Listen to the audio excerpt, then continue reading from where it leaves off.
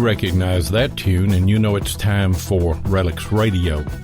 This is a family-friendly show, so the entire family can join us as we talk metal detecting and relic hunting. You can call into the show at 270-495-0315 or join in the chat and post any comments or questions you might have, and we'll get to as many of them as we can. You're listening to Relics Radio of Southern Kentucky and Middle Tennessee.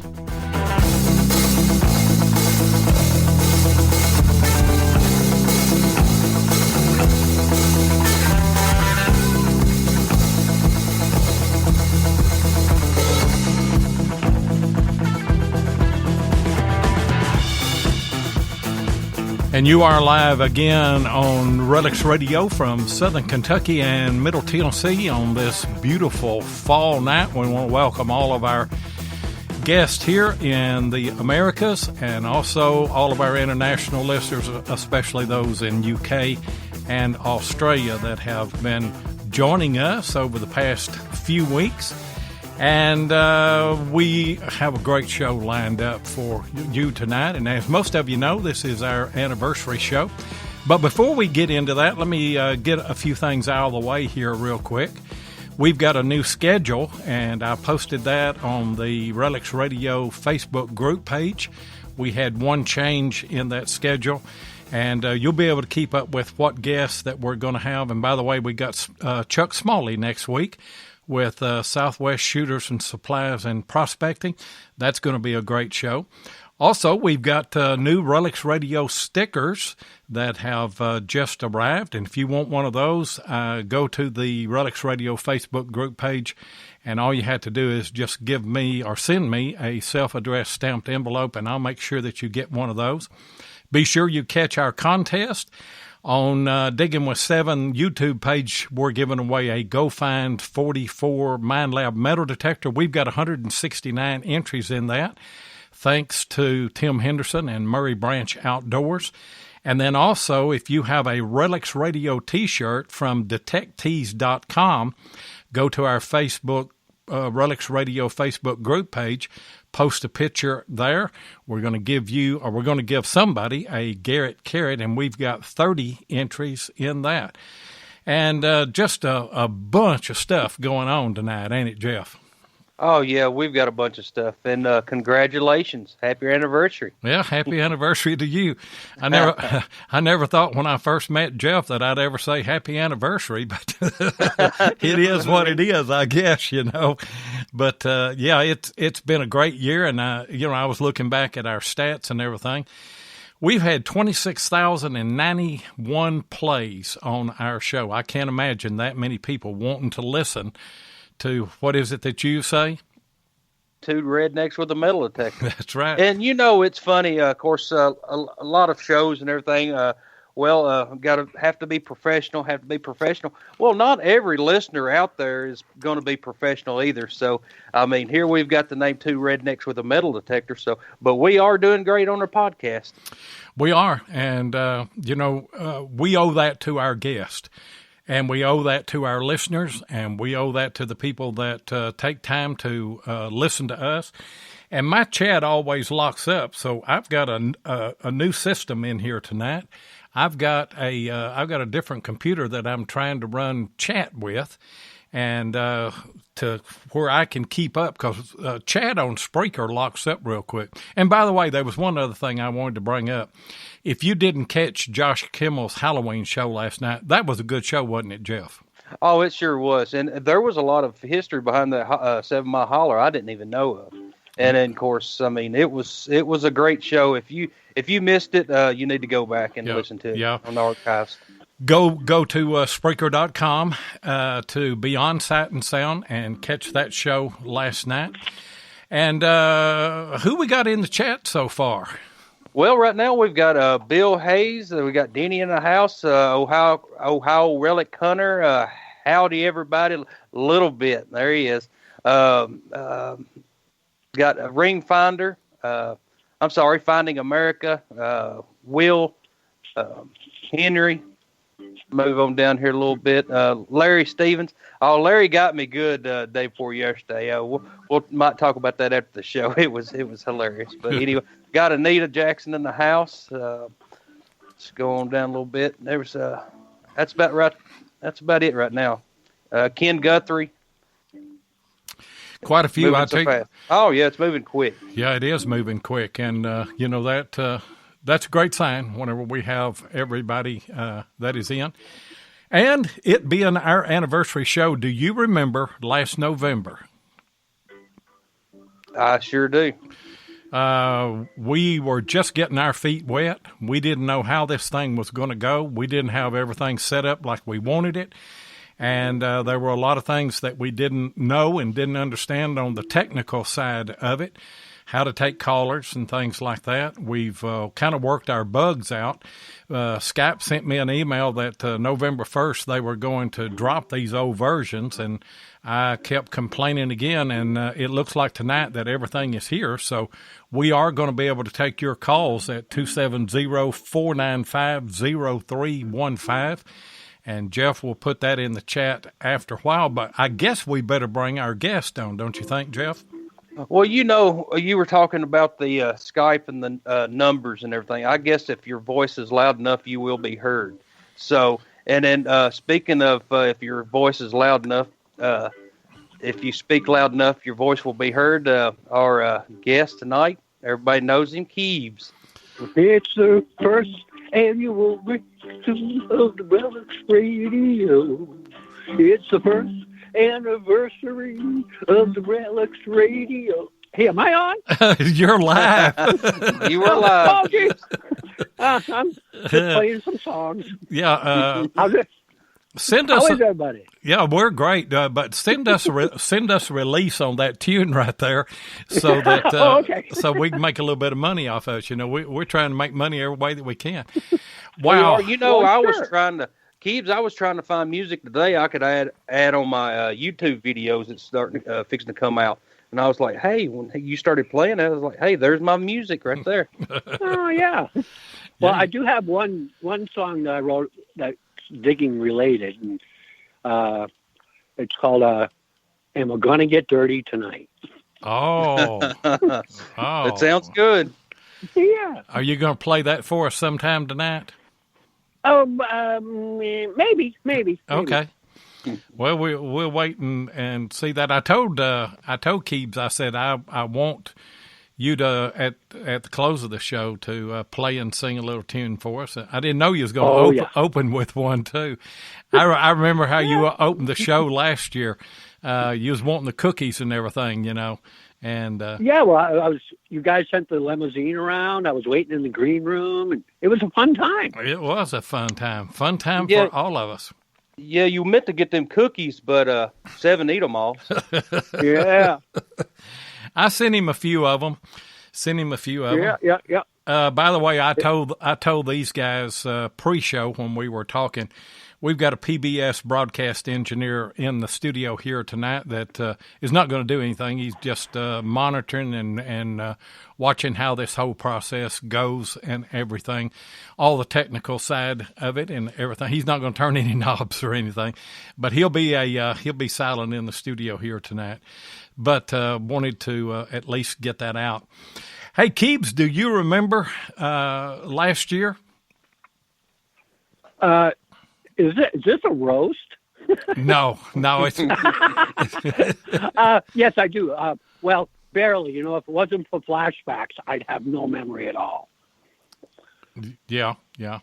Well, I remember. Yeah. I'm kind of the same way. Yeah.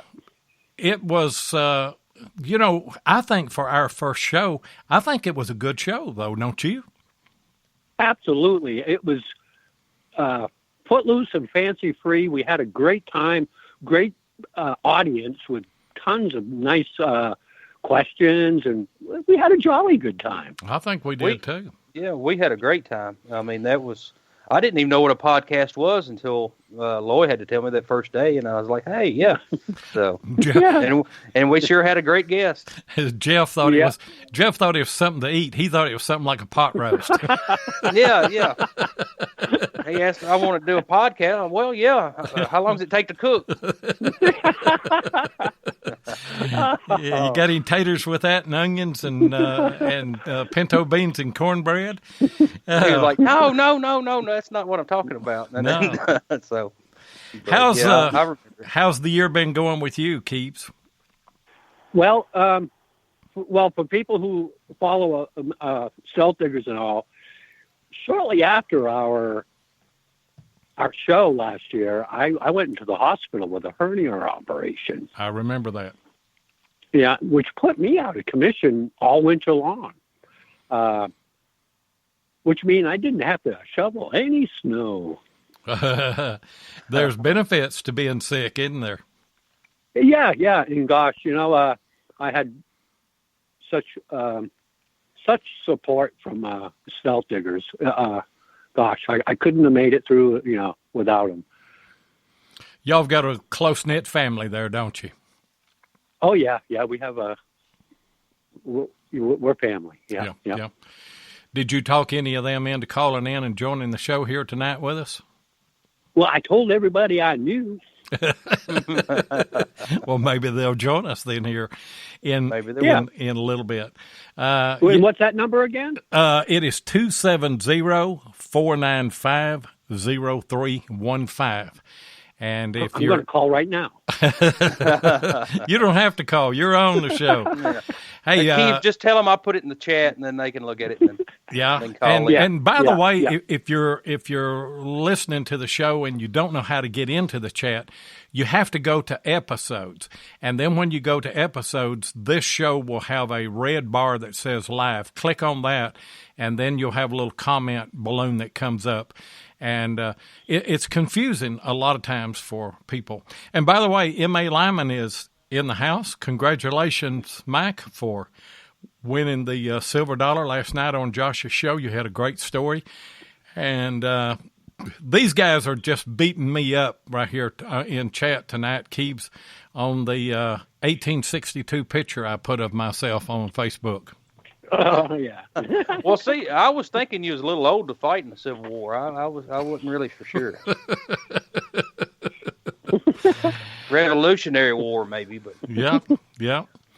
Hey, Keebs, for those that, I tell you what, let me get into a question here because I think this is a great question, and it's from Bob McCracken, and he wants to know what your thoughts are on the evolution of metal detecting, like the way it used to be, the way it is now, and then kind of broaden that out, and let's talk about the effect of technology, which would be detectors, social media, and the impact that it has had, the impact of podcast and YouTube and things like that. What are your thoughts on that?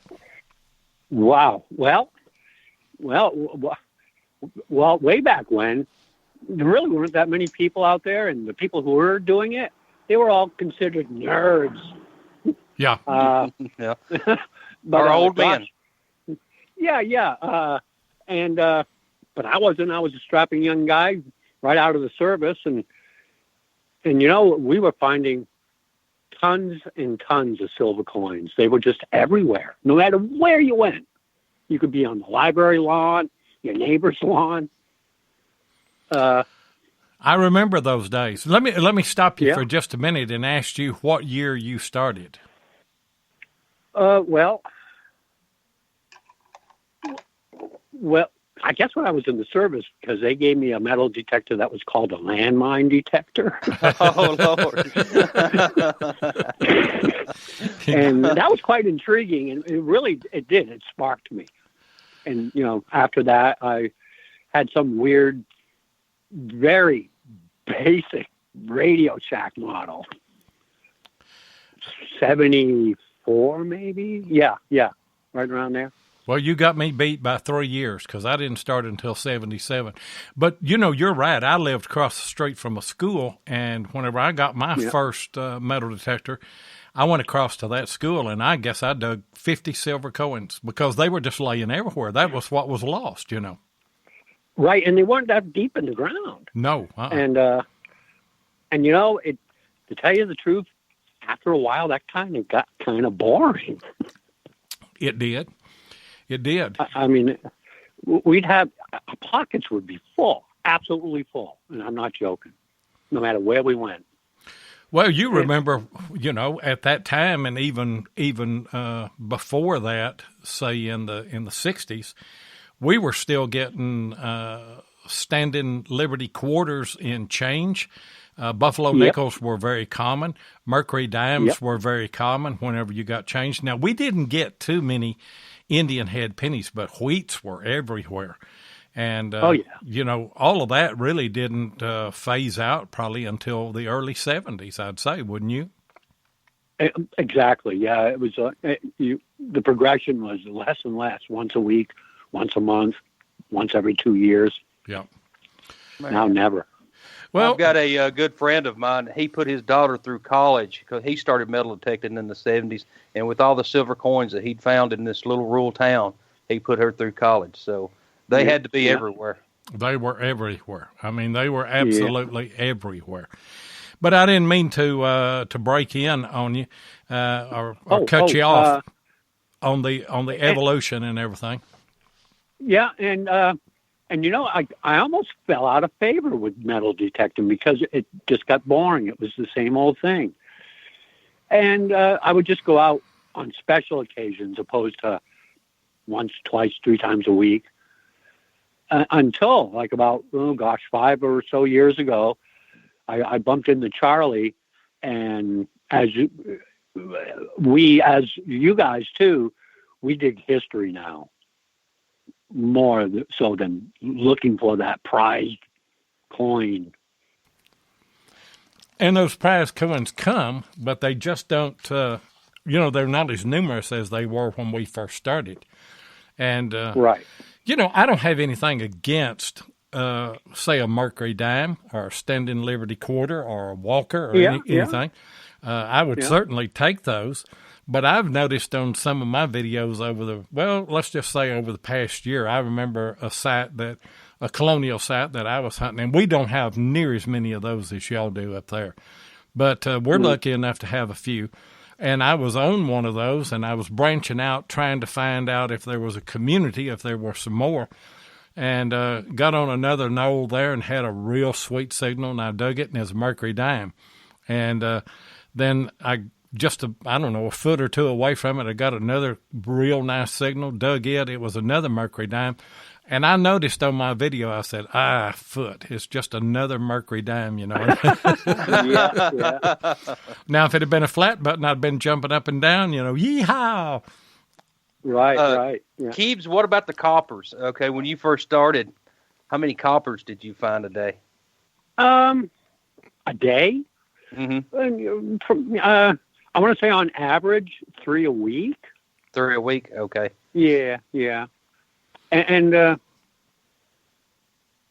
but those were in the old houses, yards and such. Yeah, I was fixing to say you wouldn't find a lot of those in an old schoolyard or something. No. Unless there was an old house, you know, that predated the school or the church. Now, churches you might find a few, you know, if the church was old enough. Yeah. But right. What do you think the effect of the technology from that old, whether it was a Heathkit or a Radio Shack detector, and then you get up to the XP Deus and the Equinox today? What a change that we've seen in technology. Wouldn't you agree? Absolutely. And it shows when we've gone to, let's say, a particular cellar hole, we've seen the signs that it's been dug. There's metal sitting on the foundations and stuff. People, you know, leave that there. They don't cart it out. But we'll find tons of, you know, coppers, buttons, stuff that they missed. because the machines, I don't think they were really cherry picking for the silver. They just weren't finding it. They weren't able to isolate. I think that's the deal. Yeah. I think it's isolation, don't you, Jeff? No, I sure do. And I mean, that's why we got the new Equinox. But I mean, it's unbelievable how well a bunch of nails will mask some good targets. And people don't understand that. And you guys are notorious for using small coils, aren't you? Yes. Well, I use an 11, but it goes very deep and very narrow. Right. On the dais. But everybody else, yes, they have the small coils. Yeah, I know that most of them have the 5x8. Most of them use Garrett's, and yes, and they've got the 5x8 coil on. And me and Jeff have got the snake coils for the AT Pros. And by the way, I've had I don't know how many different detectors. Jeff's had I don't know how many different detectors, but we still love the AT Pro. It is a hard machine to beat. Working a colonial house site. I'll just be truly honest with you. It is a hard machine to beat. It really is. And I catch myself going back to it about every time I go metal detecting. So yeah, it's my backup machine. Yeah. But you use the XP Deus, don't you? Correct, primarily, yep. What programs are you using in that? Most of the time, like when you hunt a cellar hole, what kind of program are you running in that? Well, I think at the beginning of this year, they upgraded to 4.0, 4.1. I'm still on the 3.8 or whatever it is. I'm not exactly sure. I think it's up to 5.1 or something now. Okay, then I'm on 4.1. Okay. What it is, there's a program in there that I have gotten so accustomed to that I don't need anything else, and it's the relic mode. It's a factory program, but I've done a few tweaks to it, and I tweak it every time at every site according to the ground. And you got to do that with about every machine, even the AT Pros and the AT Golds. Yeah, yeah, you do. And Nick Hawes and Jesse Rogers both say that the current program for the XP Deus is 5.2. So okay. You're a little out of date, I guess. But if it's working, I have no need to go fix it. Yeah, exactly. Yeah. What kilohertz does that machine run? I know you can change the kilohertz on it. I can change it, but the relic it runs at 8. 8, okay. At 8. Yeah. And see, the AT Pro runs at 15. The AT Gold runs at 18. And Jeff had a AT Gold for a while borrowed whenever his AT Pro was on the Fritz. And I didn't like the way the Gold sounded myself. I don't like the way the Max sounds. But I think that that's just a matter of preference, what you're used to, because we both got AT Pros when they first come out. And, the Gold and the Max are probably better detectors. I just don't like the sound of them. Yeah. If I can go back to some of the hardest hit sites and then pull out some relics, I could get used to whatever sound that machine makes. I mean, I'll just be honest. Yeah. True. The Gold is very noisy, but that's how it is. If you're in the way Charlie describes it is, if you're a ham radio or you're listening to AM, there's all that static, but you're listening for that tone to come through. Right. And that's what, makes it. It is. And the iron is more pronounced on the Gold than it is the AT Pro also. Mm-hmm. Right. It tells you that it's there. Yeah, it does. And, I've seen Charlie just swing his, and when you're trying to show that you are in a place there that has a lot of iron and everything, he'll just swing it, and I mean it's just going crazy. And I thought, wow, is there that much iron in that? And then come to find out, whenever Jeff got his machine or borrowed that machine, then all of a sudden he swung it around and it did the same thing. That's just what the Gold does. Hey, guys. Yeah, you definitely don't want to wear headphones. No. No, you don't.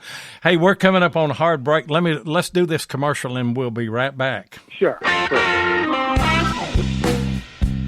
Hey, Seven, we's looking good in our new Relics Radio t-shirts. Yeah, Ken and Mark Guthrie of Detectives.com done brung 'em to us. Yep. And they makes other shirts, too. Yeah, boy. Detectives.com can handle tees for your club, hunt, or any other promotion folks may have. They even got the Wide Pride shirts. Yeah, them boys does the manatee crawl. Yeah, scooting on their bellies. That's what I said. The manatee crawl. Looks like slugs eating jelly. So whether you hunt horizontal or vertical, tell the folks where they need to go, TJ. www.detectives.com.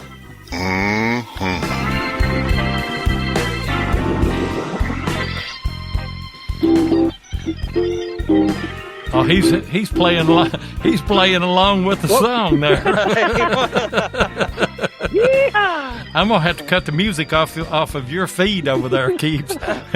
Keep you from playing. Oh, I still love that commercial, and thanks again to Jeff Ford. He's the voice behind all of the Detectives commercials for us. And by the way, guys, if we give away a shirt tonight, we're going to give it away to a brand new caller. So give out the number again there, Jeff, and somebody will have the incentive maybe to call in, a new caller. Now, we're not going to give it to somebody that calls in all the time. But go ahead and give that number out verbally, Jeff. It's 270-495-0315. 555. We were talking about the evolution of metal detecting and everything, and one place that I think that you will agree that we really see a difference today is with social media, podcasts, YouTube, all of that kind of stuff. What effect do you think that has had on the hobby? Well, way back when it was, you basically had magazines to read, and then with the internet coming in, there were forums where you type in your question, you get an answer, and you meet friends and such. Right. And that's all there was for quite a while. Then all of a sudden, the boom of YouTube and social media just took right off, made a very small world in the detecting community. It did, and we have a caller that has come in. M.A. Lyman. What's going on tonight, Mike? Not too much, Seven. Yourself? Sitting here jawing with Keebs of Stealth Diggers. By the way, congratulations on your win last night. Thank you very much. That was an amazing story, and I like all the puns that you guys have put out on that too. It's pretty funny. How you doing, Jeff? How you doing, Mr. Keebler? Just fine. fine. I'm fine, Mike. Right as rain. I love that coin. Oh, thank you. Yeah. I'm glad you like it. Well deserved. Hey, I have just a quick question for Mr. Keebler. I just want to know how long he had his YouTube channel going for, and now that he's over 1,000 subscribers, where does he plan on taking it to? Oh gosh. Well, for those of you who don't know, I have my own little YouTube channel, and I'm just an old guy hooting and hollering playing the ukulele. And I've had it seriously about a year. But it's been up there for a couple of years, just sitting stagnant, and I'm just doing what I love. I pick some songs and I'll play them. And where I'm going with it now that I'm over 1,000, well, I could monetize it. I might not. I don't know. You're up to when you monetize, you don't know what you're going to get for commercials.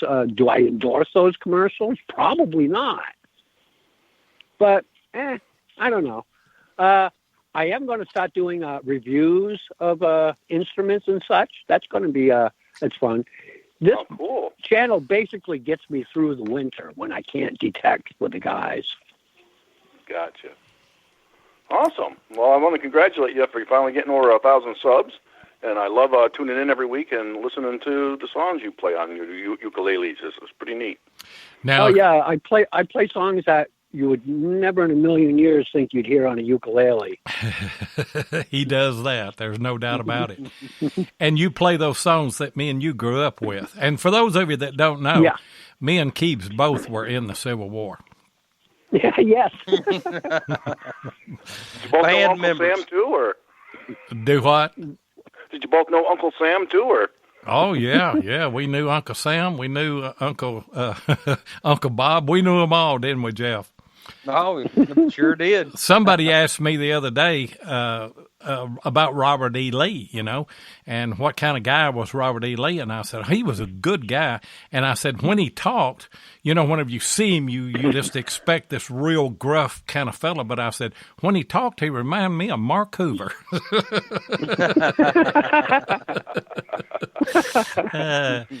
Mark's a good buddy of ours. And by the way, Mark, I was hunting yesterday and I didn't find anything. You didn't call me. I found one buckle's all I found. So you're going to have to the last few times Mark's called, and you've been over digging a good target, hadn't you? Oh yeah, he's brought me a lot of luck. Well, call me, Mark. You got to be hunting when he calls, though. I mean, he can't call me if I'm sitting up here working. I got to be hunting, and he's timed those pretty good. Every call that he's made. Now, I don't guess I'll get to get out tomorrow. In fact, I don't guess I'll get to get out any more now until probably next Thursday or something. But yeah, it's worked out quite a bit. Hey, Mike. Yes, sir. What do you think about Stealth Diggers? I know you've been a long-time watcher of their program and the camaraderie that Keebs and Digger Charlie and Ninjin and all of the guys have, and guys and gals on that show. I love Stealth Diggers. It was one of the very first channels that I subscribed to. I love the things that they do, the things that they go out and do, the machines.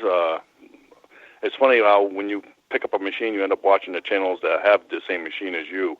But it was just neat. All the different people that go out with them, all the relics that they found. I've learned so much about relics, what ox knobs were, oxen shoes, all kinds of things. And I continue to learn every week just about something new that they find or do, Well, And- thanks, Mike. And you thank you, Mr. Keebs. You live up in that area. I mean, you have the possibility of finding a crotal bell, and you have the possibility of finding those old coppers, where me and Jeff, we're pretty limited, even on large cents or anything. But, you have the opportunity to find some of the same things that they do.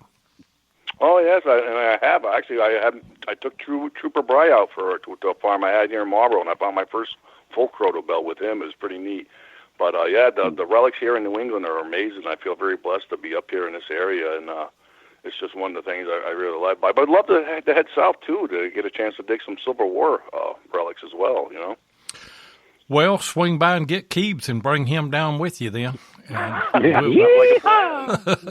trip, Mr. Keebs. Yeah, road trip. Okay. Yeah, I'm sure we can find something. You don't bring that eye with you though, Mike. I tell you. No, that's Yeah, here. I don't like traveling with that thing. It scares me. Hey, of course, I had a story on there, but if I hadn't already had a story, I had a different one that I could have told. And you having the prosthetic eye kind of reminded me of it. Whenever our girls were young, I don't know, they were probably 7, 8, 9 years old. And we live out in the country, and there's a big bluff behind us and a big creek down in the bottom and everything. And those kids they'd get up in the morning and they'd head off over that bluff down in the creek, and they'd play there all day. We had no clue where they were at or what they were doing. And there were 4 girls and 1 boy. And they'd go down there and they'd just play all day and everything. And we heard this screaming. And then coming up through the pasture, we saw a couple of the girls coming, and they were just screaming bloody murder. Well, most all of them. And then one of my daughters and then my nephew was in the back, and I seen that they had something. I couldn't tell what was going on, and I thought, well, one of them's got killed, one of them has broke a leg or something other. And here they come. And they had a prosthetic leg, and I'm not talking about some peg leg something. I mean, this was a nice leg. And I mean, it looked like a real leg. And they said, we found this in the creek. Well, I call the sheriff and I tell him what I found or what they found. And he comes out and he looks at it and everything, and he said, well, we'll check and see if there's any missing person, that had an artificial leg, and I'll get back with you. And I said, you don't want to take it? No, he said, I don't need to take it. You just keep it here, And so I seen him about a week later, and he said, I hadn't found anything. I'm going to reach out to the adjoining community or counties. Seen him about a month later. I hadn't heard anything. Said we hadn't found anything. So it rocked on there for 2 or 3 months. And then finally, I called him, and he stopped by, and he said, I can't find anything. He said, I don't know what the deal is on it. Somebody just probably threw the thing out there, in the creek. And I said, Sheriff, they wouldn't have thrown this kind of leg away, I mean, something has happened. He said, well, I can't find it. I said, well, what do you want me to do with it? He said, well, either keep it or throw it away. So I kept it for a week or two, and then finally we had to roll our trash can out to the road, and I stuck that leg in there, and it wouldn't go all the way down in the trash can, just the foot part of it sticking out, And then I hid up beside the house and watched the trash men. They pulled up, and they circled around that for 7 or 8 times. They just look it. They didn't touch it. They didn't get it out. They just rolling around, looking and everything. And then they just drove off. They didn't empty my trash. And in a minute, well, the sheriff called me again. He said, the trash man called me and said that you've killed somebody and you're burying the parts in the trash. Oh, my God. But they finally picked it up and threw it away. But I thought about that whenever you had the eye there. Too funny. Hey, Poor guy was swimming or something and lost his prosthetic leg. I don't know. I don't know what the deal was. Hey, Mike, we were talking to Keebs a while ago about the evolution of metal detecting and how social media and podcast and live streams and YouTube and everything has affected it. What's your thoughts on that? Well, watching YouTube alone got me into the hobby, but after starting my channel, there's nothing like promoting your channel with the use of Facebook and Instagram and Twitter and all those other social medias out there. It really helps get the word out, and it gives you a bigger audience than just YouTube itself. I mean, if you can link your video to a Facebook page and someone's on that page, but they don't do YouTube, they can click on your video and go and watch it. It's really nice. It is. It is. And, I'm like you. I started watching Stealth Diggers way back, probably, about the time I started my channel, I guess. It's probably been 5 years ago. And wow. I really fell in love with their whole situation there, the camaraderie that they had. And I'll be honest with you, Keebs, y'all have been a real influence on the style of hunting that I do, because you were talking about forums a while ago. I left the forums because I had gotten into colonial sites and finding flat buttons and stuff. And the people on the forums, they'd rather see a mercury dime than a flat button or a crotal bell or any kind of relic. Yeah. Don't you agree? Yeah, without a doubt. And you can see that in some of the YouTube video channels too. Certain people gravitate towards the people who just coin shoot, and other people, they want to know the history. I think the history is the deal.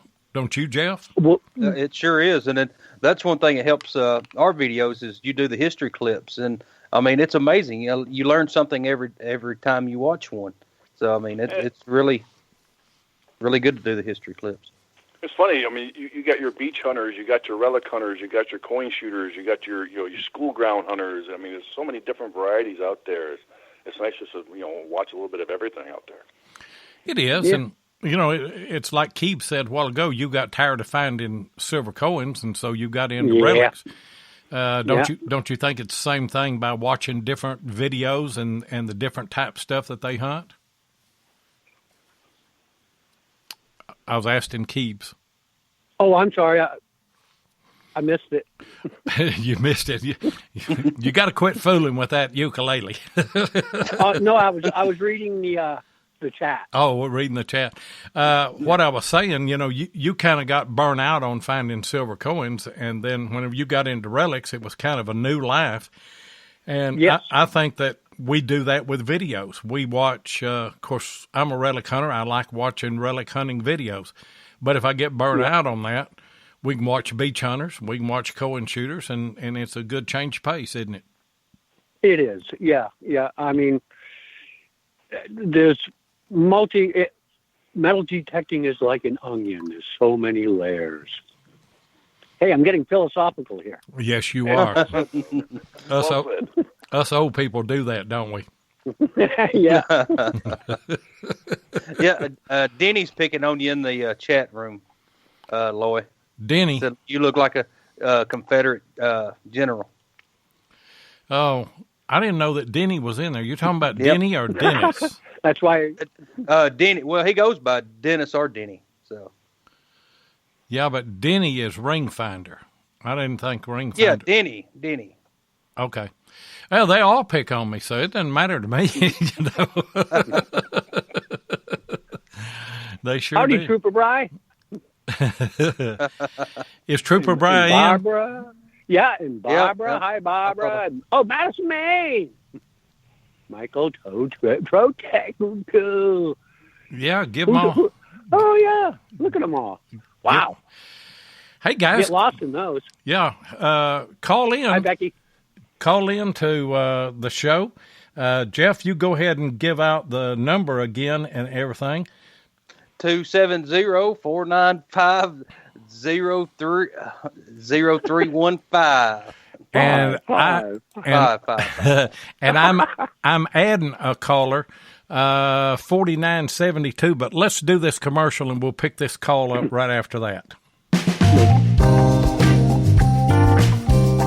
If your passion is metal detecting, then you know how much your success is based on the equipment you use. Let my buddy Tim Henderson of Murray Branch Outdoors in Murfreesboro, Tennessee, help you with that. Tim is an authorized dealer of Garrett, XP Deus, and Macro detectors and supplies, and he is now an authorized dealer for MineLab. So if you're looking to get your hands on one of the new Equinox 600 or 800, then Tim's your guy. Murray Branch Outdoors is not only competitive in their prices, but the service after the sale is second to none. Tim not only sells detectors, he uses them, and so he can answer any question that you might have. Murray Branch Outdoors also deals in used detectors, and he'll take your old detector in on trade when you decide to upgrade. So give Tim Henderson of Murray Branch Outdoors a call at 615-948-4611 and be sure and tell him that Relics Radio sent you. And if you have any metal detecting needs, give Tim a call. He's a great guy. He hunts. He knows his machines. He'll answer your questions. He's just a phone call away. And we thank him for sponsoring the MineLab Go Find 44 giveaway, which we are going to give away on December the 13th on this show. Last four numbers, 4972. Who we got on the line? This is Jordan Anderson. Hey, Jordan, how are you doing? Hello, Jordan.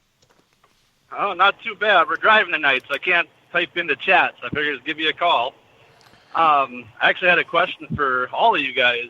Is there one thing that you've found that you have absolutely no explanation of why it's there? Go ahead and take that. Something so out of the... Yeah. Go ahead and take that, Keebs.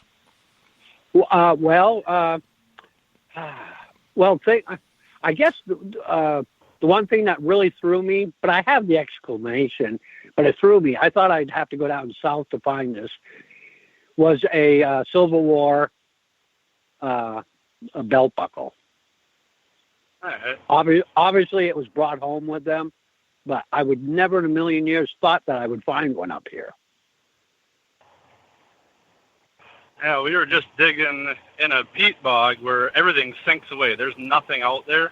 And we found an axe head sitting right 2 inches down is all it was. And we couldn't figure out how it got there, or everything else disappears. It just sinks away in that bog. For some reason, that stayed up. Wow. I don't have an explanation for that either. And that plate that you found, Keebs, that was a sword belt plate, wasn't it? Yes, it was, the heavy duty one with the eagle on it. Yeah. Yeah, I remember that. You got quite excited over that find. There was a lot of barks going on, a lot of barks. Yes, there was. In fact, I think you were one of the first people that I PM'd on that. I texted you almost right away and went, woohoo, look at this. You did? Because about the same time, I was looking for a large sin, and you and I were texting back and forth quite a bit at the time. Yeah. And we've got too busy, hadn't we? We don't do that anymore. They just only so many hours in a day, and when you branch out with all the stuff that we do. Hey, Jordan, where are you located at? Right in the center of Minnesota. Okay. And y'all been hunting today then in Minnesota? I'm just driving home from work right now. Every Thursday night I'm driving home from 4-hour drive, so listen to you guys and pass the time. We've got another caller. We got another caller in, and I don't know why the music was playing with that. 7394, who we got on the line now? Hey, Lloyd, this is Will from Ohio, Crooked River Detecting. How are you? Doing good, Will. Hey. Go ahead. Hey, go ahead. I got a question here for Keebs. I know he's been doing it a long time. He said he got bored with those silver coins. I'm just wondering, one, what's your favorite find? I know that's probably going to be hard to come up with there, and also, two, what's something that you haven't found yet that's still on your bucket list? Hey, two great questions. Very good question. Well, that belt buckle was pretty joyous in my mind. Also, that Civil War era pistol that I found was quite amazing.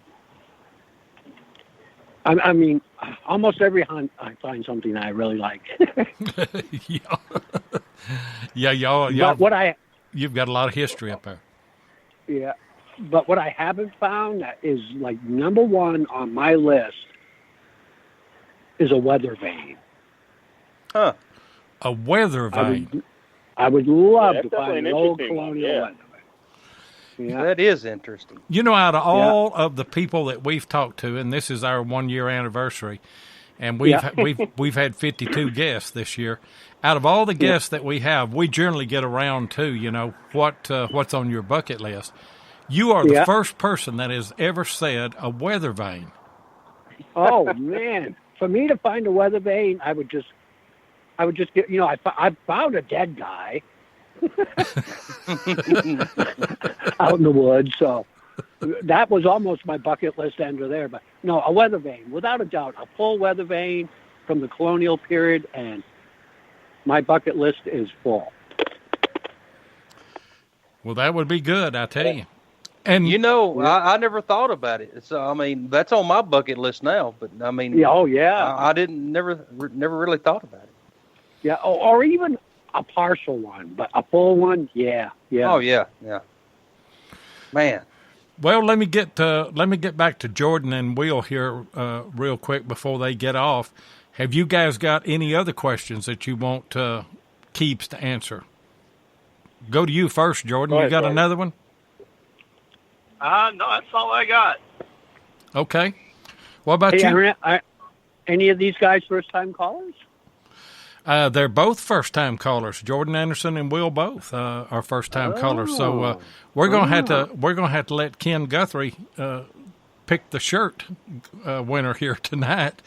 Do some kind of random draw or something other. We'll put Jordan Anderson down as number 1, and we'll put Will down as number 2, and then however many other callers that we can get. I hope we get some more in tonight.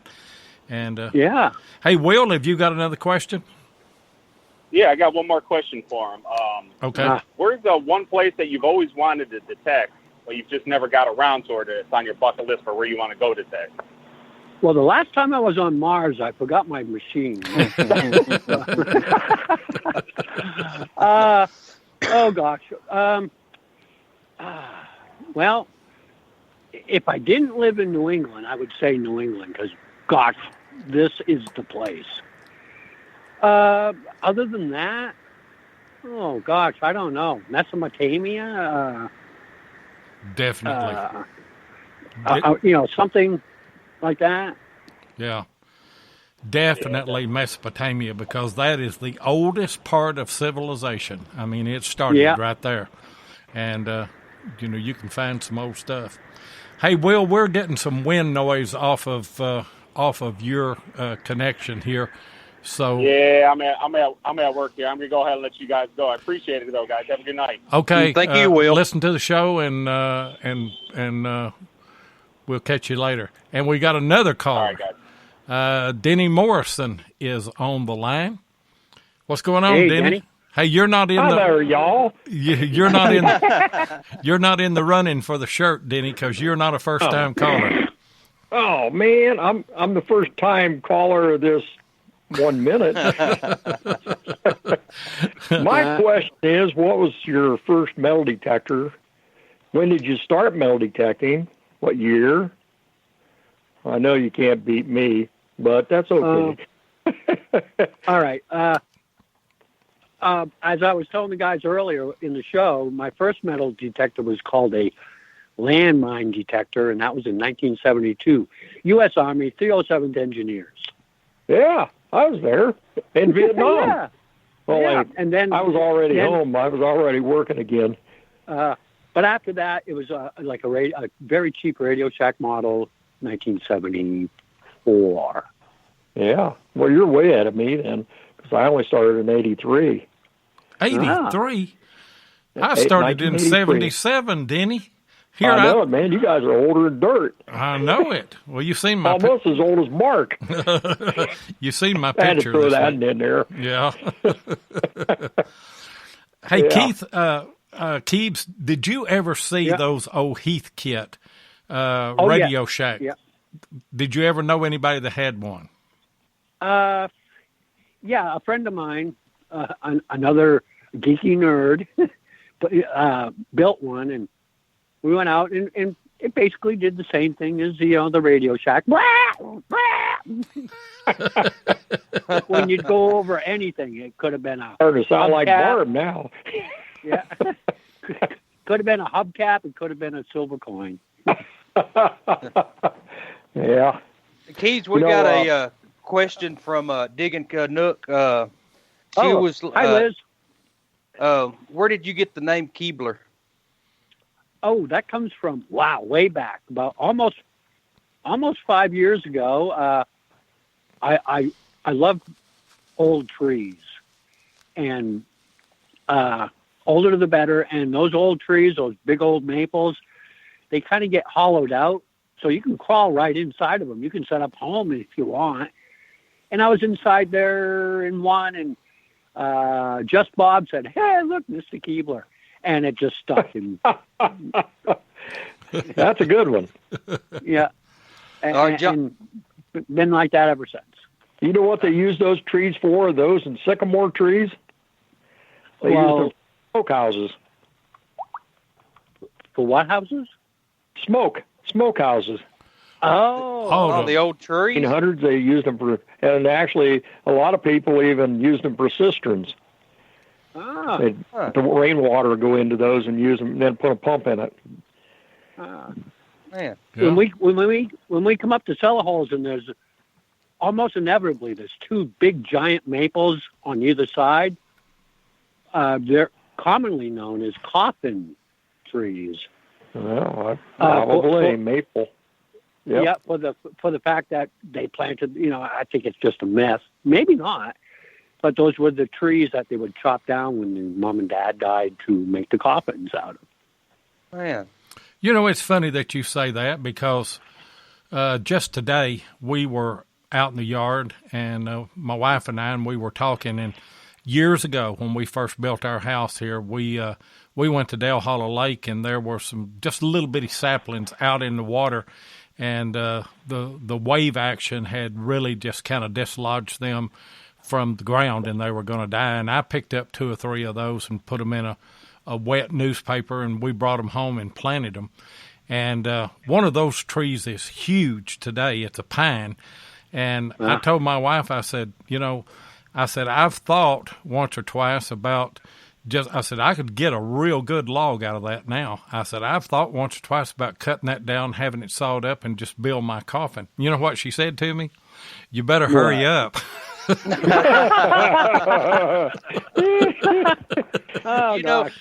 funny. I like that one. That's the way I want my coffin made. And then, 2 friends and want the same coffin. That's pretty cool. Go ahead and make me one while you're at it, Seven. No, I'm not going to do it now.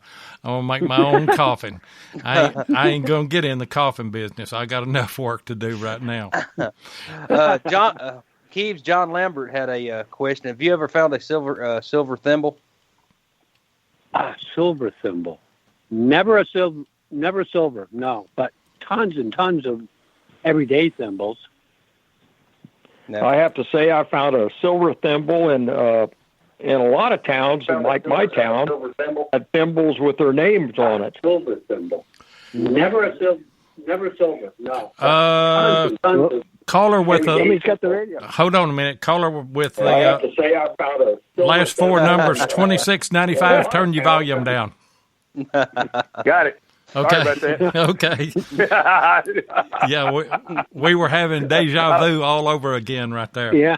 Yep. And I've seen a gold thimble come out of the ground too. Wow. Oh, kid. I've never even heard of one. I never seen a gold one. Who we got? 2695. This is your neighbor, Larry Stevens from Bug Tussle, Kentucky. Man, he got me. Hey, Larry Stevens. What's going on? He wants us to turn it down.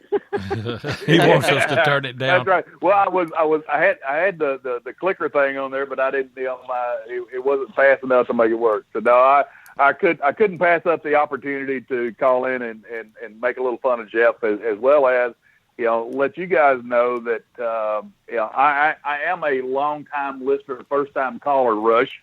So, yes, you are. As a matter of fact, you're number 3.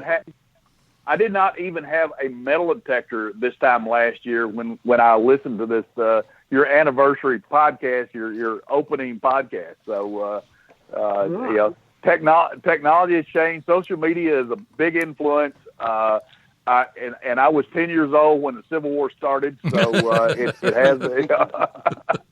Is that when you lived? Not as old as Lloyd, but I was hanging in there pretty close. So I remember it well. Hey, what are you swinging now, Larry? What detector did you get?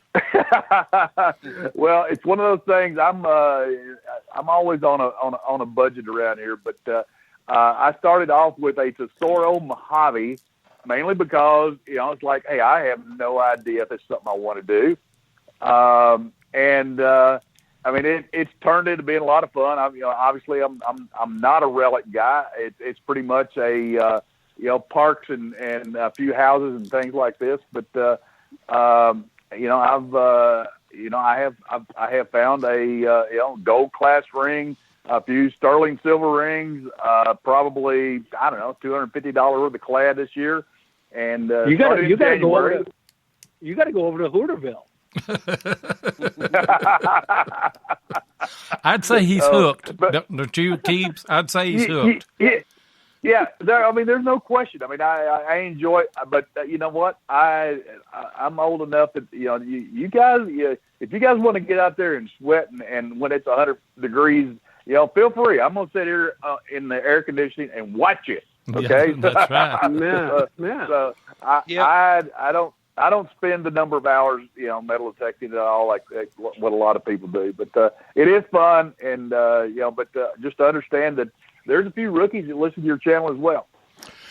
And Larry, there's no telling how many old relics are in Bug Tussle. Now, there's a lot. There's a Well, lot. I don't know. Bug Tussle is nothing but a 4-way stop with a closed down store at this point in time. So. Yep, that's it. And But that's you where I got- want to live. But you got a new bridge, don't you, Larry? Yeah, that's right. We do. We got easy access now. That's Yeah. it, Hey, and Keebs, I want to let you know that, good God, many years ago, I was on a plane flying to Detroit, best I remember, and I got to sit next to Tiny Tim, and he is as strange a guy as he appears to be. I can imagine. I actually had I tried to have a conversation with him, but I don't know. It seems like maybe he may not have been on Earth. I'm not 100% sure. And Keebs, if you play us a show going out, it will not be Tiptoe Through the Tulips. Oh, no, people. No. Oh. Hey, Larry, we appreciate yes, the call, and we appreciate you listening. And, hey, reach out to me, holler at me sometime, and we'll link up and do something. You're too close, and that Mojave is a good relic machine. Don't you discount that thing, because you can. I'd be happy to come and hunt with you, Lloyd. No problem at all. And like I said, well, I've got Bug Tussle is almost close to T-ville, but you can't believe everything that you read on Facebook. Yeah.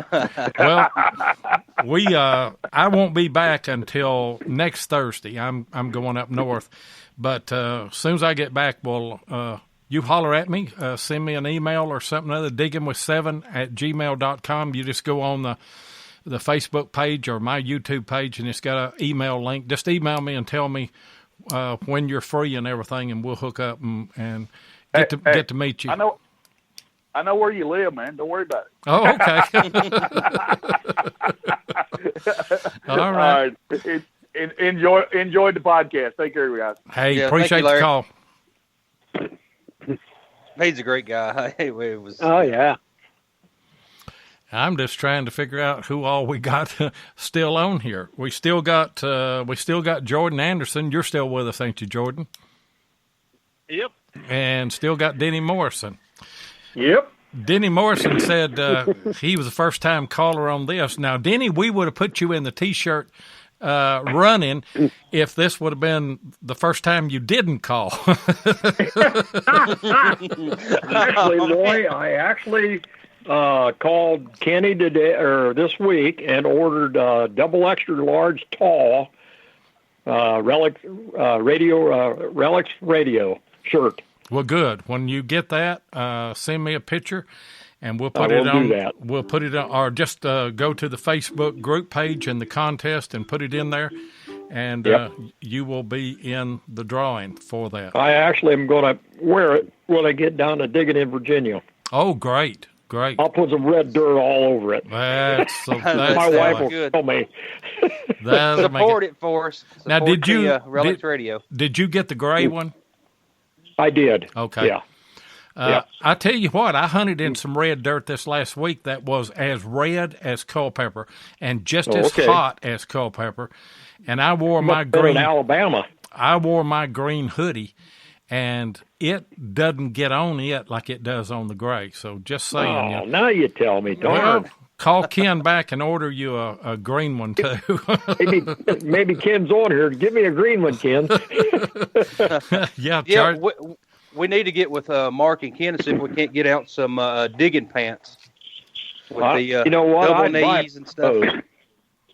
With the double knees in them. Yep. Yeah, with the pads in the knees. Where you the pads are already in them. I've seen them. I have, too. And I've thought about getting some of those. Hey, Keebs, we had another question, and I'm a little bit afraid to even ask this question, but I know that you will respect the fact that we've got a family-friendly show and we've got kids that are listening and everything. But Dennis Kretchencord said, "Do you keep an emergency penny in your pocket all the time?" Why, yes, I do. 2 or 3, in fact. Do what? 2 or 3. Oh, 2 or 3, in fact. And in the best way possible, tell everybody what you do with that. Well, sometimes nature calls. And when you hiked 2 hours out into the woods, you got to dig a hole and go. And I always drop a penny in there for a future detectorist. Oh, that is hilarious. A good one. I have to remember that. PIV. Yeah.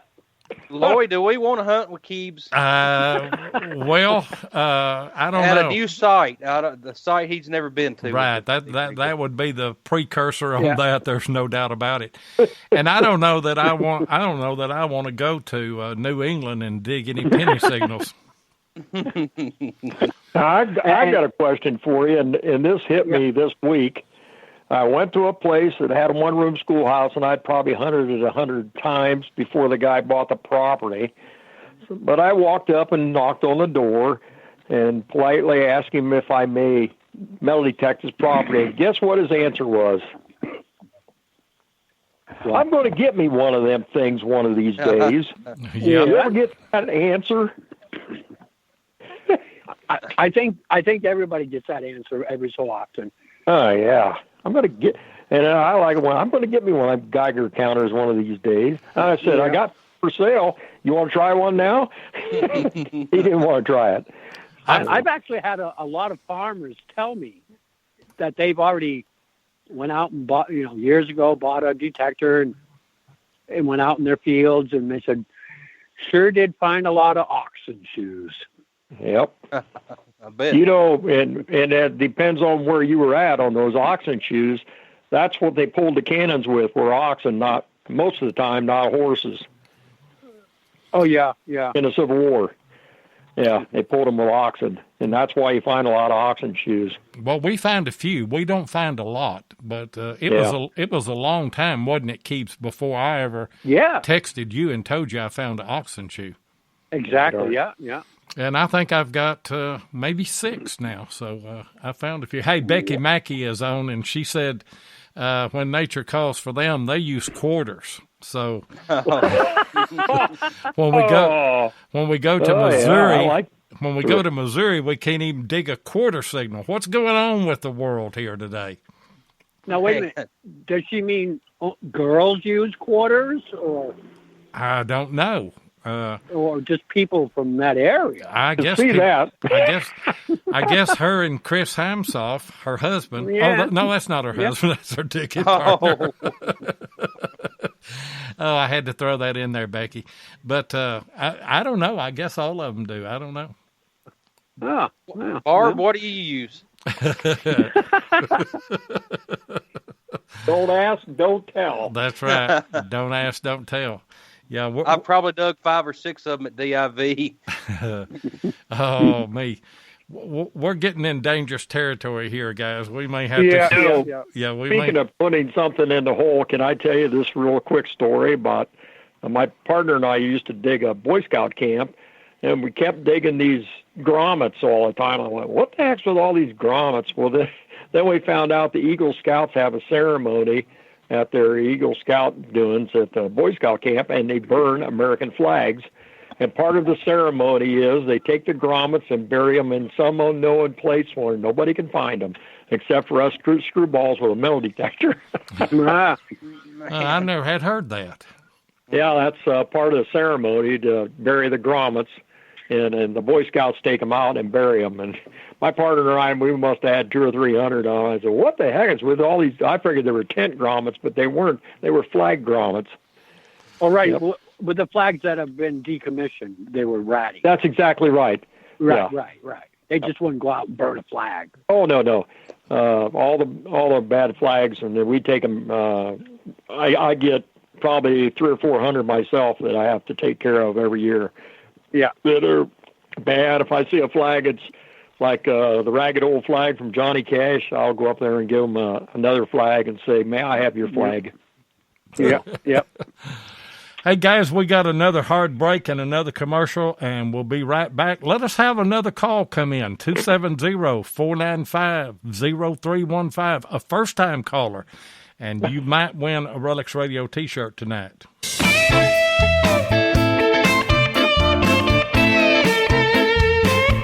If you want to keep up with what's going on in the metal detecting world, then you need to be a subscriber to American Digger magazine. Butch and Anita Holcomb are the publishers of the magazine and have won awards for 3 straight years for being the best digger magazine on the market. American Digger magazine is available in both print and digital formats, so no matter where you live in the world, you can enjoy the latest happenings in the hobby. You can get in touch with American Digger magazine by going to americandigger.com or give them a call at 770-362-8671. And be sure and tell them that you heard it on Relics Radio. And while that's playing out, I want to remind you that I have an article coming out in American Digger magazine in the January-February issue. It is The Great Silver Hoard with Jeff Ford, Wes Stringer, and Chris Hamsoff. And we've got a brand new caller that just came in. Who we got on the line? Hi. Can you hear me okay? I hear you fine. Who is this? Holy lifting. I got stage fright all of a sudden. It's Outdoorsy Gal O from Canada. Oh, great to have you. Great to have you. I came here because of Digging Canucks live stream tonight. She had put on an awesome show, and she had quite a few viewers tonight. And she was giving away a hobo nickel, which I had never heard of until tonight. Wondered if you guys had ever heard of a hobo nickel. Yes. Nickel. What about it, Keebs? Yeah. I sure have. Yeah. Wow. First time for me. A lot of people, they get their little Dremels out and they make some amazing nickels out of them. Actually, the hobos made them. The hobos on the trains made them, and then when they stopped in a town, they knew where they could go and get work and get a sandwich. My mother-in-law and my wife's grandmother, they always went to her house, and they paid was a hobo nickel. And they take an Indian head or a buffalo nickel and carve it into a hobo nickel. It was a really neat thing to see. It had like pumpkins and Happy Halloween, and I believe it was 1936. Yep. Well, was it? Seven, have you ever seen one? No, I have never seen one. Never dug one. So that's a buffalo nickel that's been carved up with that then, right? That's right. Yeah. Yes, it was really neat. And you won There's that a guy on, by the name of... You won that on Lizzie's show tonight then? No, I didn't win it. Oh. She was giving it away, but I just thought it was the neatest thing. And then she's John telling Lambert. Yeah, John Lambert won it. Yeah. I see that in the chat now. Well, there you go. Yeah. Liz has a great wow. show, and we've had Liz on. She was a great guest, and she was on the other night on a live stream and did a great job. I think a lot of Liz, and I know that you do too. Yes, I've been to a couple of events with her actually, and met her a couple times, and we've had some pretty good laughs. Is she an mostly over Aquachigger actually? Yeah. Is she an intense hunter? Yeah, she's out quite a bit. She has her live streams as well, and like call-in shows, and she does. It's called Off the Cuff, actually. Yeah. And she goes anywhere within a 2-hour radius of where she lives. Yeah. Man, that's good. Have you ever watched Stealth Diggers? I know you have on YouTube. Depth Diggers. I'm not sure if I have yet. Well, that's our guest tonight, Keebs. Keebs, inform her. Tell her about Stealth Diggers. Yeah, please tell me. Yes. Well, you got to go to YouTube. Okay. Type in Stealth Diggers and watch. Okay, Stealth Diggers. Okay. Yeah. They have some great videos. Real good videos. They Excellent. And Liz can show you if you get stumped. Okay. Well, no, I'm looking at it right now, actually. Stealth Diggers, live free or die. There you Yay! go, That's right it. there. Yep, that's it. I just gave you a big like. Good deal. Yeah, subscribe to them. And then you can subscribe to my personal channel, Mr. Keebler. Oh, on That's YouTube? Yeah, Mr. Keebler. Okay, I'll do that. How about you give me one too, huh? I will. Where are you? I'm in Central Ontario, and I'm Outdoorsy Gal O. And Outdoorsy Gal O. Yes, I metal detect, plus I fish and talk about flora and fauna, things like that. I try to do things outdoors. Except last night I had a Halloween edition where I was reading fortunes as a fortune teller for some of the detectorists. Well, you should have called in. Fun. You should have called in to Josh Kimball's show Beyond Sight and Sound last night. They had a Halloween show that had a lot of that kind of stuff. Hey, Keebs, have you ever hunted up in Canada? Yeah. No.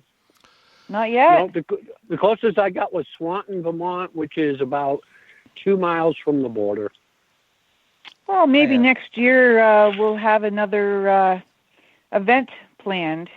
Usually Radio World in Toronto plans it through Jack Summers. And we've had Mine Lab and Garrett representatives come up, like Nugget Noggin and Aqua Chigger. And, they've had Gary Drayton of Oak Island. And, Riggy and King George, of course, have been up here. Oh, yeah, they're all, it's a big deal. It's like, I believe it's going to be a yearly event in June.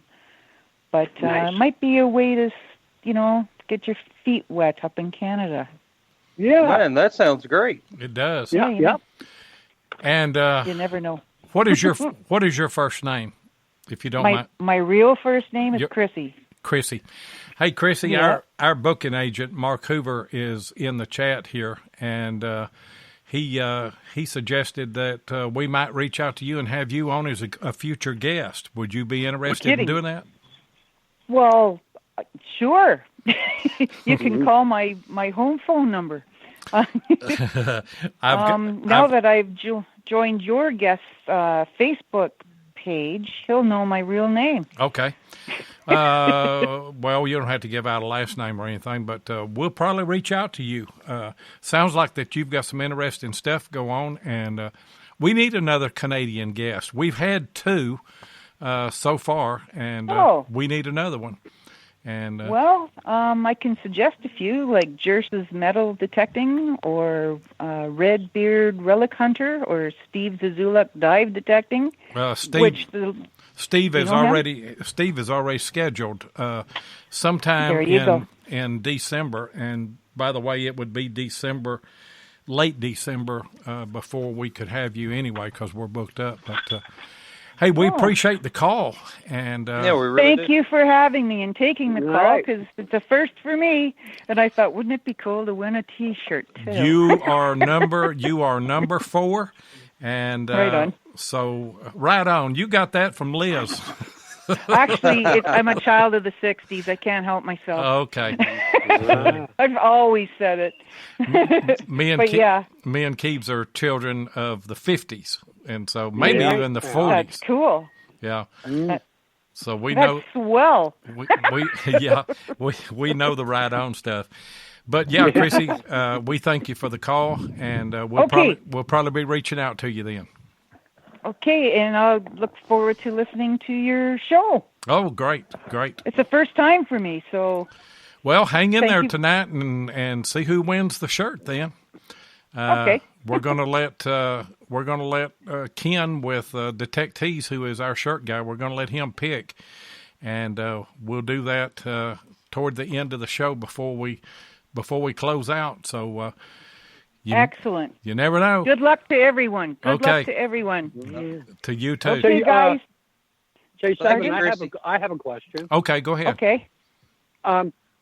when I go back and listen to this, will I be able to see the chat again? Yeah. Mm-hmm. Yeah, you'll be able to go okay. and because see. There's so many people who put their channels up that I want to be able to hit back because they've hit me. Right. And I can't leave this show to do that right now. No, we'd like for you to stay, Keebs, till it's over. Yeah. Okay. We'll give you another cookie. Yeah.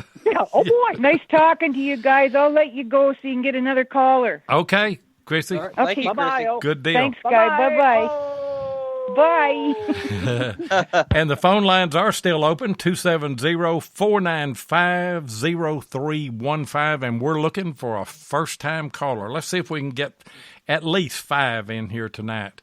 And Keebs, we've got another question from Ken King. It says, have you guys ever found a personal item and returned it to the original family?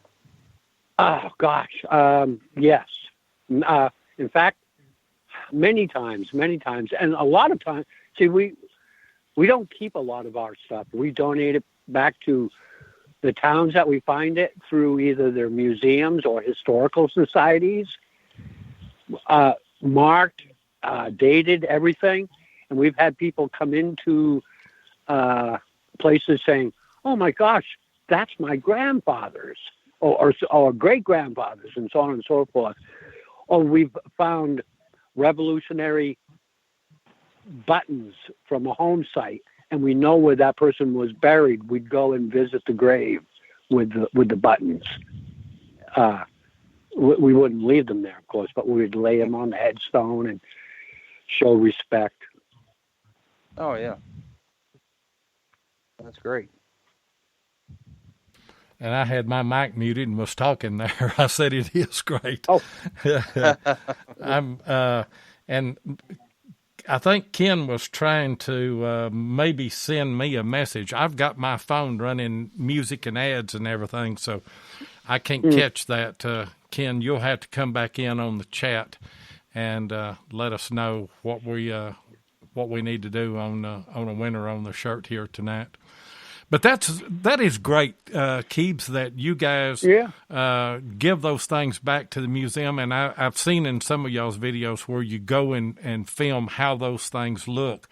And, those relics really, really and truly, I mean, we find them, and I would argue that we have the right to keep them if that's what we want to do. But why not share them with the community? I've done that, and it opens so many doors for you, doesn't it? It does. It does. Well, especially if, around here, a family farm has been there for 5-6 generations.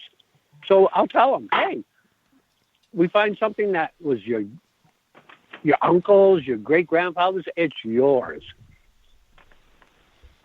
Well, in a real sense, it is. And exactly, yeah. And do y'all ever take the little Riker cases and make a display and give to family members, or do you turn everything into the museum there? If it's going to a family member, they'll get it, pending how it is. Lots of times they're just intrigued. They'll be following us, and we just hand it to them right then and there. Like, this was definitely your ancestors. Yeah. Yeah, and it keeps the history alive, and I can just only, I found a few relics that I've been able to put a name with that relic and talk to people that knew the family or knew the person, years ago or something other, and it just makes the relic come alive. Yes, without it 100-fold, it means that much more. It does. Yeah. And, you find a lot of things at those old colonial houses, that were very personal items, like a ring. You won't find a lot of gold rings, but you find the brass ones. No. And something that meant something to somebody, didn't it?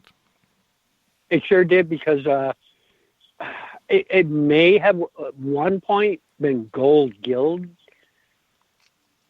and that kind of flaked off. But that's all the money they had. I mean, lots of times a husband would give the wife a thimble and that was the ring. You know, I just did a history clip, and it on rings in my last video, and I didn't know that until I researched wedding rings. And the Puritan colonials thought that rings and jewelry was frivolous, you know, that you shouldn't waste your money on that. And so they would give the lady that they were going to marry a thimble and cut the top off of that thimble. Have you ever found any that had the top cut off of them? Many. And we know exactly what they were. Yeah. What we were just talking about here. They were a keepsake, a wedding vow thimble. Have you ever found just the top that was cut off? No. Well, maybe. I found one, and it was at a colonial site, and I knew what it was when I found it because it had all the dimples and everything in it. But I didn't make the connection until this past week whenever I was doing research that, you know, you stop and you think about it. Why would the thick part of the thimble rot away before the top did, you know? And now I know that was probably cut off and discarded, and the thimble was actually made into a ring. So there's a possibility that that ring, thimble ring, is there somewhere at that site. Yeah, it just, again, the history in the relics.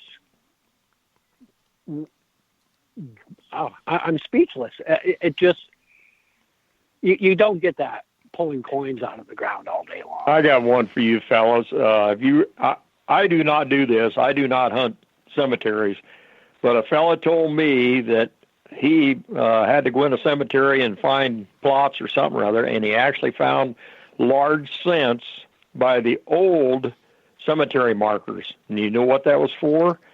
They buried a large cent there for the day that the guy died or was born.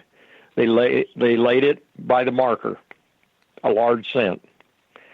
So for you guys that hunt cemeteries, which I do not, if you find large cents by an old grave marker, that's it was a family heirloom, and they put it there by the marker itself. And also rings. A lot of ladies will pin their wedding ring beside the stone. And I think that, you know, I'm like you. I'm not going to hunt a cemetery. I'll hunt around them, you know, but right up next to the gravestones and everything, I just, I think that's a lack of respect to do that. And if somebody, go ahead, Keeps. Many towns have outlawed it since metal detecting has come along. Yeah. It's not proper. It's a resting place of people, and loved ones visit and leave little personal items for their family members. There's no way I would ever be in a cemetery. And I'd throw rocks at anybody I'd see in their metal detecting on a cemetery land. Well, it puts a bad light on us. If somebody drives by, they may not care, you know. There's some people that just don't want you metal detecting at all. We found that out down in Alabama. But then there are those that may not care, you know, really. But if they seen you swinging around in a cemetery, I think that would rub everybody wrong. Oh, it sure would. I've never even seen anyone swing in a cemetery. And, of course, I mean, me personally, I believe it should be illegal to swing your coil in the cemetery. So, I mean, I wouldn't do it just because, I mean, the respect deal. And then also, I mean, you may get some bad juju take home with something. Well, you deserve bad juju, don't you? You sure do. So, did you get that message I sent you over Skype? I don't have my. I didn't have my Skype thing up here. I'm trying to get down here to see it. Okay, yeah, I got it. And see, that's something that the rest of you guys don't know, is that me and Jeff can message back and forth on Skype on the link here, and you know, we can say whatever we want to say about you guys, and you don't even know what we're talking about.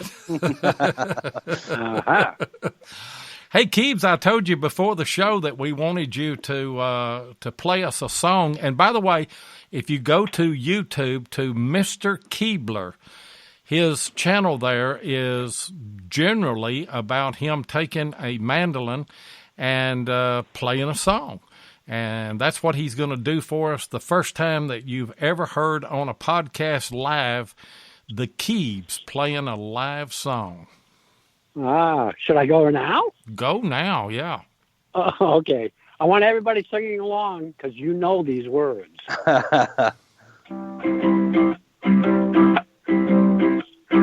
Happy trails to you until we meet again. Happy trails to you. Keep smiling until then. Who cares about the clouds when we're together? Just sing the song and bring the sunny weather. Happy trails to you until we meet again. That was great. That was great. That was great. Oh, me. Our message said that Ken said he wanted Chrissy to have the Relics Radio T-shirt. And then we've got, he said, and one more, whoever we pick. And so, okay. Hey, Keebs, you don't know. You don't know who is who. Give me a number between 1 and 3. 1. Okay, 1. Jordan Anderson. Jordan Anderson gets 1, and Chrissy gets 1. And so if both of y'all will message me at diggingwith7@gmail.com, give me your address, give me your shirt size. You can get the military green. You can get the standard gray, which was the first shirt that came out. And by the way, this is a limited edition Relics Radio T-shirt. And I'll tell you something else. Jeff will back me up on this. People that get one of those shirts begin to find great stuff, don't they, Jeff? They sure do. They sure do. So it's got some good juju to it. It's got good juju. And if you didn't win one tonight, you can go to detectees.com and just pick out the Relics Radio. They've got all kinds of shirts, but we put that out there earlier. And by the way, if you've got kids or grandkids that are in sports, all the parents and grandparents want shirts that support that team. They can do a big group thing, make all the shirts for the parents and everything, and I guarantee you're going to get a better shirt and a better deal from them than you will anywhere. And I'm not saying that just because they help sponsor our show. They are just great people, and they make great shirts, and so keep that in mind. They really do, and we appreciate them a lot. We do. Hey, Keebs. And they're made in the U.S. of A. That's exactly right. Well, they're put together in the U.S. of A. I don't know where I don't know where the shirts come from, but they are put together. And as I told everybody at the first of the show, we had a PBS broadcast engineer in the house or in the studio here tonight. I probably won't get a job at NPR with the burying of the penny deals and everything. That's, but we are who we are. So if you want me, you're going to get the whole package, So yeah. Keebs, you've been a great guest. Yeah. And before we get out, give us those links again where we can find you on YouTube and Facebook and everything. Well, Stealth Diggers is just that, Stealth Diggers, on both Facebook. Oh, actually, I think Facebook now is known as Stealth Digger Nation. I think so, yeah. Digger Nation. YouTube, though, is Stealth Diggers still. And my personal YouTube is Mr., that's MR period, Keebler, Keebler. And what a great show tonight, anniversary show. And I'm really looking forward to next year coming back again. We're going to put you down. We're going to go ahead. We're going to go ahead and schedule it, and that's what you said last year. And I didn't know. I didn't know if this show would last a year, but it did. Oh yeah, and it is best show out there. Well, we really appreciate it, and we agree with you that it is the best show out there. Yeah, we work hard at it. I tell you, it's a lot more work than I thought that it was going to be. But if you do it right, you got to have a lot of promotion. You know that. Y'all do that with Stealth Diggers. Yeah. And you got to have a lot of promotion. And we do some giveaways and things, and we're very fortunate to have people that want to help us on that. And, and we got a great guest again next week, Chuck Smalley, with Southwest Shooter Supplies and Prospecting. He will be our guest. And if you don't know this guy, he is an outstanding person with a lot of knowledge, and we're really looking forward to this show because he's going to have a lot of things that will really be interesting to all of us. And you guys hang on the line, and I'll talk to you as soon as I close the show out. I'm going to go ahead and mute your mic, but wait. Go ahead. Till we meet again. Which will be the third or the second anniversary of Relics Radio. Great job tonight, Keebs. Great job. Thank you. And I enjoyed being here, guys. We enjoyed you being here, didn't we, Jeff? We sure yeah, did. And I thank everybody. who tuned in and who's going to tune in the future. That's right. All of those people overseas are now have been exposed to the Keebs. Oh boy, oh boy, oh boy. Yeah. Man, these Mark and Ken, they're going to be busy. These shirts are going off the shelf quick. They probably are. And it's going to be like a generator during the hurricane. And I tell you something else, Keebs. You got 1,000 subscribers right now. I'm going to challenge everybody that is listening tonight. Go to YouTube. Go to Mr. Keebler, Mr. Keebler.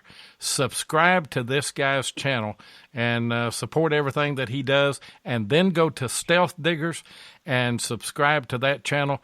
You're going to see some fantastic colonial hunting, and these guys do it right. I mean, it will become addictive to you. And they've got the Not Thirsty videos now, so you get a lot of things whenever you begin to watch Stealth Digger Nation. Isn't that right, That Keith? is right. Yeah. That is correct, 100% correct. All great guys, and you've been a great guest. And if you like podcasts like this, go ahead and check out Beyond Sight and Sound on Sunday night and Wednesday night. And if you haven't caught Josh's show from last night, the Halloween show, go back and listen to the archive of that. They're on at 8 o'clock both of those nights. And then All Metal Mode is on at 8 o'clock Eastern Time on Monday night. American Digger Relic Roundup is on Monday night at 9 o'clock Eastern. History Seekers is on Tuesday night at 9 o'clock Eastern. And Hardcore Metal Detecting is on Thursday night and Saturday night at 8 o'clock Eastern. And also, XP Deus has a new podcast that they launched this last week. It was an abbreviated show, but that is supposed to be on every Friday night at 8 o'clock Eastern. And obviously, me and Jeff will be back this next Thursday night. I'll be driving in from up north that Thursday, but I'll be here for the show, and we want you to be here with us then as well.